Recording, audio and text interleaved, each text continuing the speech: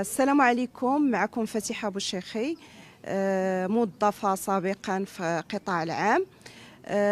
بغيت نبارطاجي معكم اليوم القصة ديالي مع سرطان ديال الثدي. في 2011 اكتشفت عندي سرطان ديال الثدي، وما نكذبش عليكم الحياة ديالي تغيرت بواحد الدرجة كبيرة. جاني واحد الخوف كبير. فكرت في وليداتي، عندي 3 الوليدات. فكرت في حياتي، ربما سالات، ربما سي لا فان، حيت كيقولوا vous avez une tumeur، وبالنسبه ليا tumeur سي كونداني، سي لا مور، سي مي. دوزت هاد الفتره هذه وانا واحد النهار نفكر، قلت بوكوا با غادي جو في غاشي ما في بسبب هاد لا مالادي هادي. خديت قرار على انني غنحاول نتعايش معها كجميع الامراض اللي كنعرفوا، خصوصا وانني شفت ناس اللي تبارك الله عليهم يعني تصابوا بهذا المرض وقدروا انهم يتعايشوا معاه. منيت الحمد لله تعرفت على هاد لاكتيفيتي، قدرت انني نخرج من لا زون دو كونفور ديالي، لا زون اللي ربما كانت كلها زون اللي هي بلان دو شوز نيجاتيف. خلاتني تعرفت على ناس.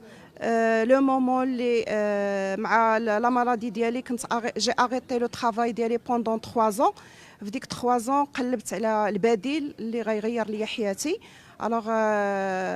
كما قلت لكم يعني تعرفت على ناس جدد. لاكتيفيتي حسيت بها انها غيرت لي من الشخصيه ديالي. كان عندي ان غران ديفلوبمون او نيفو دو ما بيرسوناليتي. وليت غنقول لكم 90% نسيت لا مالادي ديالي. بديت كندير دي زاكسيون، ولا كانوا عندي دي فواياج، كان عندي لو بارطاج مع افيك دي جون اللي هما بوزيتيف، دي جون اللي هما افونسي في حياتهم، دي جون اللي هاد لاكتيفيتي غيرت ليهم حياتهم.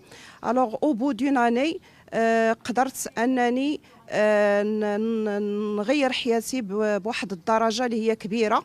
قارنتها بالمده العمل ديالي في القطاع العام اللي هي مده ديال تقريبا اكثر من 28 سنه، وفي ظرف عام قدرت انني نحقق نتائج ممتازه.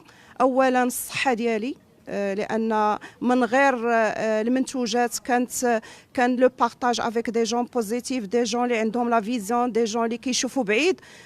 داك لو بارطاج ديالهم غير ليا حياتي. دوزيام دي شوز، اكتشفت مع لو بروجي ان بيزنس اللي هو عطاني دي ريفونو اللي ما كنتش كنحلم بهم، دي ريفونو اللي ساعدوني في الدراسه ديال ولادي في اليترونجي.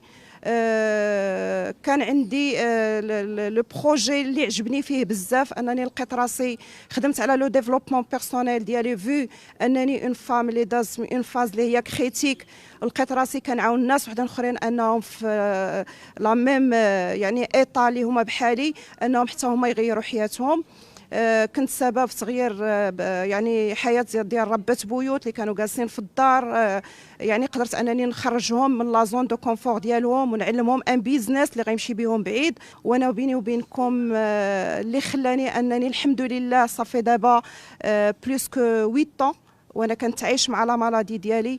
سي لا ريكونيسونس دو بروجي اللي انا فيه، اللي عطاني الثقه في النفس وعطاني خلاني انا نتاكروشا في لا في ديالي ونعيشها كما بغيت. ودابا الحمد لله كنعيش مزيان، كندير ميزاناليز، كلشي مزيان الحمد لله. اش يمكن لينا نطلبوا من غير هذا الشيء؟ ليكيب ديالي كنتعامل معها ا ديستانس.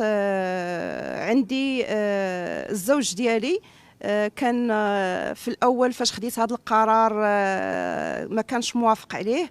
ولكن كان حضر معايا بزاف ديال لي كونفيرونس، وحضر معايا ودار معايا دي فواياج في المغرب وخارج المغرب.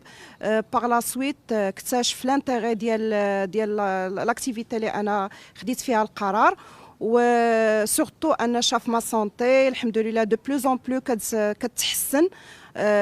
بيان سور الا بري لا ديسيزيون الا انتغري اوسي لاكتيفيتي معايا، ودابا معايا في لاكتيفيتي كيعاونني وكيساعدني، ومن هذا المنبر كنشكرو بزاف. النصيحه ديالي لجميع النساء انهم يبادروا بالكشف المبكر على سرطان ديال الثدي، ويعرفوا بانها ما هي الا البدايه، لان بزاف الناس كيحسب لهم راها نهايه، ما هي الا بدايه.